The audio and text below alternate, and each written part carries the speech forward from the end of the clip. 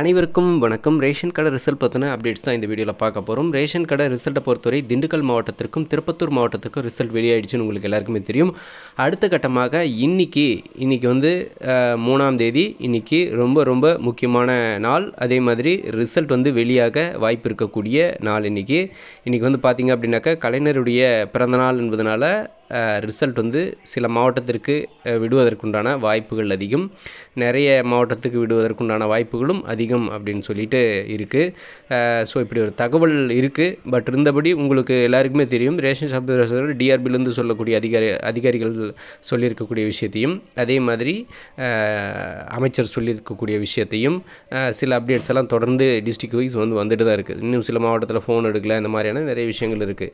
அதை பேஸ் பண்ணி பார்த்தா கூட நமக்கு வந்து பார்த்திங்க அப்படின்னாக்கா இந்த மாதம் ஜூன் மாதம் 10ஆம் தேதிக்கு மேலே சில மாவட்டத்துக்கு வரும் அப்படின்னு சொல்லியிருக்காங்க. இந்த மந்த் வந்துடும் அப்படின்னு நிறைய இதில் சொல்லியிருக்காங்க. 10ஆம் தேதி பக்கம் வரும் அப்படின்னு சொல்லியிருக்காங்க. இந்த வீக்கில் வரும், இந்த மாதிரி சில அப்டேட்ஸும் இருக்குது. ஸோ இதுதான் இப்போது இருக்கக்கூடிய சுச்சுவேஷனில் ரிசல்ட் சம்மந்தப்பட்ட அப்டேட்ஸ் சொல்லியிருக்காங்க.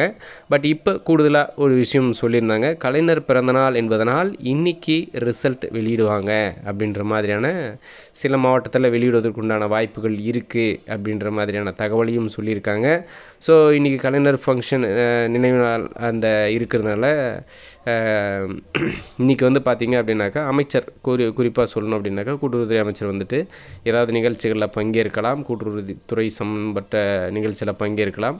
இன்று அது சம்மந்தப்பட்ட ரிசல்ட் சம்மந்தப்பட்ட அப்டேட்ஸை வெளியிடுவார் அப்படின்றதுல டவுட்ஸ் இல்லை. ப்ரெஸ் மீட் இருக்கும், கண்டிப்பாக இது சம்மந்தப்பட்ட விஷயத்தையும் சொல்லும்போது ரேஷன் ஷாப் ரிசல்ட் பற்றின அப்டேட்ஸும் வந்துடும். அது ஒரு விஷயம். ரெண்டாவது, ரிசல்ட்டே வரும்னு சொல்கிறாங்க, வந்தால் நல்ல விஷயந்தான். ஸோ ரிசல்ட் வந்துச்சு அப்படின்னாக்கா ரிசல்ட்டோட அடுத்த வீடியோவில் உங்களை சந்திக்கிறேன். நன்றி.